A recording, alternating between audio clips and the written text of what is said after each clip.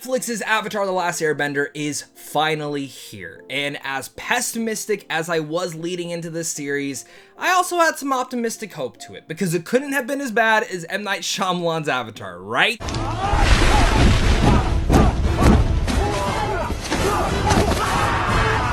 And genuinely, there's no way in hell it was going to be, but it had to be great still, because the original animated series is one of my favorite shows of all time. I cherish that show so much. It did so much for me in terms of teaching me about animation and how much animation can really tell an emotional and grand story on television. I thought that could only happen in the movies, but it really did it, and it was one of the first series I remember watching, not just on Nickelodeon, but in general on television, and being able to follow it through, want to watch it week to week, catch up with each season, and discuss it at school. And it's one of those things that kind of just garners that emotional nostalgia, and it remains as one of the most cherished and beloved shows of all time. So when Netflix said they were going to be doing a live action show with the original creators, that was exciting. Then the original creators left, and all of us fans got very terrified and scared. For me, I wasn't nervous. I was, again, more pessimistic, but open to the idea. And all I can say is, as you can see from the title, the thumbnail, I found this to be almost perfect. It's not a one-for-one adaptation. It's not a one-for-one remake. There are definite changes in here, some that I'm okay with, some that I'm not so okay with, and some that I'm more open to seeing how it's gonna play out. But that's what this is all about. And I'm excited to discuss this series today. I'm excited to hear from you guys down below. Is this your first time ever watching anything Avatar? Do you love the original animated show? Let me know down below.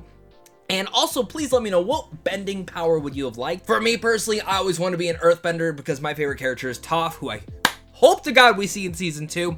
But with that said, if you don't know what Avatar is, it's about a young boy known as the Avatar who must master the 4 elemental powers to save the world and fight against an enemy bent on stopping him. Now, the entire cast here is filled with newcomers as well as people maybe you've seen trickle into things here and there. But the most important part about this series, bar none, is the cast. If your main trio does not establish and give you the same feeling that you had watching the original Avatar, then what is the point of watching this series? And what I can truly say here is that the trio here overall won me over. Now, I know I'm talking about my pros because that's how I like to talk about stuff. I do want to say that I wish we spent a little bit more time with the trio just bonding with one another. I think maybe that's where 8 episodes wasn't enough and I would have liked to see 10 episodes. I'll get more into that in my cons, but straight out of the gate, these 3 do have really great chemistry. And starting with the main one of them all, Gordon Cormier, who plays Aang in here, is phenomenal. He's great. And what I loved, and this is something that a lot of people were really hesitant with once the creators started talking about, hey, this series isn't going to be as goofy. It's not going to take any more twists. It's going to be serious. I said, hold your horses, guys. Let's be optimistic. Let's see how this plays out. And throughout the entire series, I was kind of in love with what they did with Aang. It's a little bit different, but that's okay because he still feels like the child. He still feels like he has this goofy, sincere nature to him. And he also has to understand the serious abilities and the serious moments that he has in his life. And the fact that he does not understand that at first and has to come to a very quick realization of what is going on in this world, that's where it really started to take me back and go, wow. Gordon is a fantastic performer. I love him as Aang, and I think he did an incredible job as his character.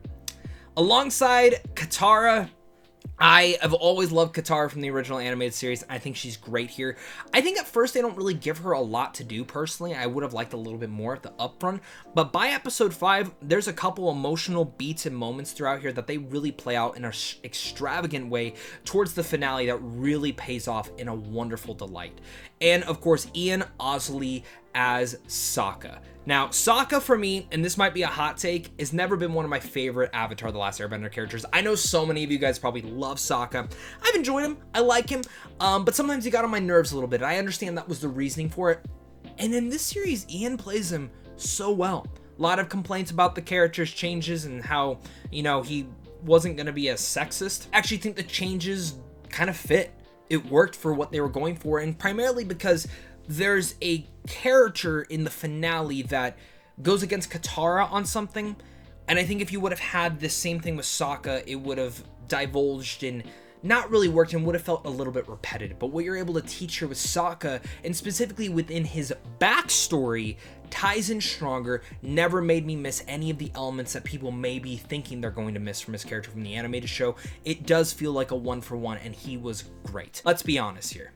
The two characters I think most of us were very excited to see in here was Zuko and Uncle Iroh, who, for me, besides Toph, are my two favorite characters in the entire Avatar: The Last Airbender series, specifically because when you watch Zuko grow in the animated series and you see where he ends up, it is like one of the biggest character transformations, for me at least, that I remember visually seeing and vividly watching and being like, wow, this is insane. Because Zuko comes off as a very annoying character at first, but damn, the writers went ham on this.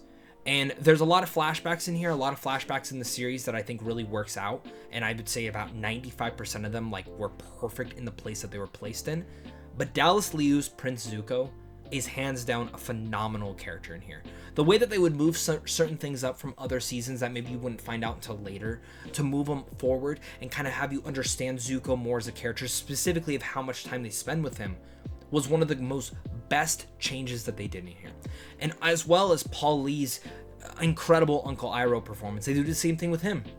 And there's one flashback between Uncle Iroh and Zuko in here that really ripped my heart out and had me emotionally invested in both their storylines. And this entire episode that very much plays out for both of them is one of the best things that I saw in the entire series. And from then on, that's when the series really started to win me over. And to kind of just speak about the rest of the cast in just an extravagant way, everyone's fantastic. No one really else gets to stand out as much as these ones, and there's a couple others I do want to talk about, but I think that dives into spoilers, so I will stay away from that. There's just a lot of great stuff in here that I was very happy to see. Speaking upon the rest of the show, while the cast is great, you need a couple other things to make this series work. And you say this because this is a highly big fantasy series. And when you watch the animated series, you're like, wow, it's extravagant, it's grand, it's epic, this world is huge. And for me, one of my biggest things I love watching in movies, TV, games, whatever it may be, the medium, I love mythology. And Avatar has one of the most unique mythologies that I think I've ever seen personally in a show and read about in the comics and novels. And what the writers were able to now do is take some of those influences and bring them and hone them in to one series and make it feel grand and epic in all of its way, specifically in the writing department. They really excel. There's one spirit, if you know book 1 and season 1 of the animated series, there's one spirit Aang has to deal with that I think they actually made better in the series. It's horrifying. It's awesome as well. And as a slight touch, speaking about monsters, demons, and spirits and all this stuff, there's one thing in the finale that the composer just went off on. Gave me total kaiju vibes, and I was smiling from ear to ear on that. Just in general, throughout the entire show, the score was fantastic. One thing, as much as I can acclaim the writing, I can acclaim the changes because I was really big fan of some of them. We'll talk about the ones that I'm not a fan of in a second. And as big as a fan as I was with the acting and what we got from here, one thing that I've been heavily critical with Netflix is any of their fantasy series. I found that a lot of their fantasy series honestly are highly disappointing, and a lot of that comes down to in scope, in epicness, in grand scale. I know we just got One Piece, and that was pretty damn good, but it wasn't to the same nature, and I didn't expect it to be. I know Stranger Things is great, but it's not to the same degree. When I watch The Witcher or Shadow and Bone, I always find myself just disappointed. It feels so fake. It feels not lived in. And when we live in the world where we have Game of Thrones and House of Dragons, I personally expect that. That's just my personal grievance to expect that, but Avatar alone, I expected that. And I have to say, again, the writing I've already acclaimed that they were able to accomplish that all. Flat out, the visual effects artist deserves a round of applause for how incredible of a job and how grand and big they made this series feel. Truly enough, like when you see all the visual landscapes that they go to, nothing ever feels fabricated or fake. It all feels real and genuine. And it's one of the few things that really made me smile from ear to ear in here and just roar and cheer with delight, because that is what I've been wanting from another fantasy series. I want something else to rival the likes of Game of Thrones and House of Dragons, because I love fantasy so much. And honestly, we really only get to see certain things like that in movies. and to see it come to life in Avatar was truly just outstanding. Speaking a little bit more on the visual effects, a lot of people are expecting great action, and the bending abilities are awesome. From the opening 20 minutes of the first episode, I was in love with it. It reminded me of why I love earthbending so much. It also reminded me of how obsessed I was with seeing all the different abilities that you could get from bending, because you just think, oh, water's this way, oh, water can also do that. Same thing with air, fire. There's so many badass and cool things that you can do with it, and the visual effects artist just went off. In fact, there was one funny part where my wife walked in and sees me watching this series, and she didn't know I was watching the screeners, and she goes, "That looks cool." And I was like, "Yeah, it's Avatar." She flipped out for a second.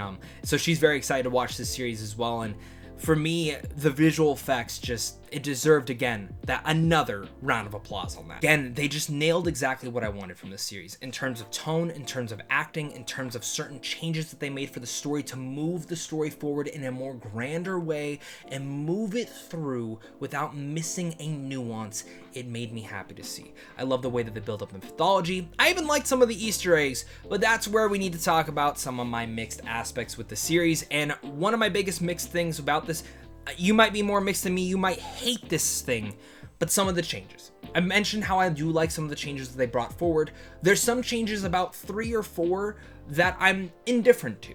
Some people will be absolutely pissed about, but for me, these 4 changes I kind of just looked at first, I kind of like, that's a little bit weird, but there's more to come. So maybe season 2, maybe season 3, when I watch this all in its full storytelling of what Albert Kim, the showrunner for this, has in mind, I might go, all right, it makes sense. I get why you didn't do that. I wouldn't have done that, but I get it. And that's where I kind of felt on some of those changes. Some people will be pissed about it, some people won't. We'll talk about it down below in the comment section. For the other part of the mixed aspect, though, and this is where I get more into my issues, the only thing that does not make this show perfect for me is flat out episode 1. As much as I enjoyed it, when I look back at it, the first 4 episodes are the weakest of the entire series. For me, I don't think there's really an excuse for that. I think when you look at episode 1, there's way too much exposition. A lot of the dialogue just kind of feels stiff in one note, and a lot of that comes through within the performances as well. And it just seems like they're trying to explain the entire world of Avatar in one episode, when they probably should have taken their time to get through each one. Thankfully, though, after episode 1, they really start to kind of dive away through the exposition. There's still a little bit in 2, there's still a little bit in 3, and there's still a little bit in 4, but weaved in there is more character development, more character arcs, and more stuff actually touched in with these characters. Thank God. You have those things all mixing apart and working in harmony. That's when it actually starts to make the series a little bit stronger. Now, again, might turn some people off. This might be your first time watching Avatar, and you might not understand why people love the series so much, because the first episode doesn't really grab you. It grabbed me because I'm a fan of the series, but it might not grab you if you're a newcomer. And I could see even people who are fans being like, what are they doing here? Again, not bad. Just when you look at the entire series, it easily is the weakest. But that's also one of the greatest pros, is it gets better and better and better with each episode. By the time we get to episode 5, it felt like they found their stride. Because, also getting in my issues, you'll notice a lot of my issues are more with episode 1 and 2, is the tone tries to fit this goofy and serious manner. And at first I was like, I don't know how this is gonna feel. And I was optimistic going into this after hearing the creator talk about this, but it gets better as it goes on and on, as the characters try to find what they are needing to do and what their journey is all about and what direction they need to go. It doesn't feel as aimless. It feels like they actually have a cohesive manner in a journey and an adventure that they need to go on. And I actually really like that. It didn't feel like it ever took away from what the original series had at times where it maybe feels like it's going a little bit aimless. Specifically as you get to King Boomy, who I think is the one thing that I liked, but speaking about and going into more of my cons, I know I'm rambling a little bit on this, but there's a storyline they kind of mix into there that felt rushed. I found that the Kyoshi warriors felt a little bit rushed. And I think that's my one thing, is that it feels like they are rushing through certain elements of the story to get to the back half. And I feel like that's, again, where you needed 2 more episodes for the entire series. And I think it also would have been nice to kind of see the main trio bond just a little bit more. But besides that, I'm happy with this series. I can't deny it. I found it almost perfect. I have all those little nitpicks and all little things that really could implode later on in the future, but I found Avatar The Last Airbender very quickly dismissed many of my worries. It's a grand epic in terms of its storytelling and action. The bending looks phenomenal, the main trio is also great, and shocked me how I instantly came to love each one of them. While many of my worries were dismissed, I can say a few others I didn't even think about kind of came forward, but overall, whether it's rushed or heavily relies on exposition in the first part, I can't deny that the series really won me over in its back half. It made me fall in love with the series, it made me go, okay, they nailed it, give me season 2, because book 2 and book 3 I think is when this series really starts to take off into its own storm, and I think that's where a lot of you guys are going to really fall in love with Avatar The Last Airbender. I know for me, that's personally where I started to fall in love with it within the animation. And this was kind of just that nice bundle, a love letter to fans, and a new story that fans can kind of come in here, see so many cool nuances, but at the same time, get to revisit with old characters, new versions of the characters, in fact. And we always have the original animation, guys. Don't forget that. So with all that said, I'm gonna give Avatar The Last Airbender an A-. Thank you so much again, guys, for watching. Make sure to leave your thoughts down below, hit that like and subscribe button, and of course, until next time, stay classy.